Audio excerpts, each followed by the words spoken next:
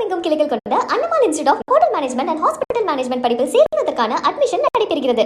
லெபனானில் தாக்குதலை தொடர்ந்து இஸ்ரேலுக்கு கடுமையான பதிலடி கொடுக்கப்படும் என்று ஈரான் அறிவித்துள்ளது.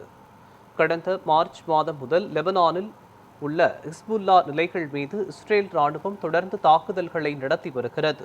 தற்போது ஈரான் அமெரிக்கா இடையிலான போர் நிறுத்த ஒப்பந்தம் அறிவிக்கப்பட்டுள்ள நிலையிலும் லெபனானில் இஸ்ரேல் ராணுவம் தாக்குதல் நடத்தியதாகவும் இதில் 4 பேர் கொல்லப்பட்டனர் என்றும் தகவல் வெளியாகியுள்ளது.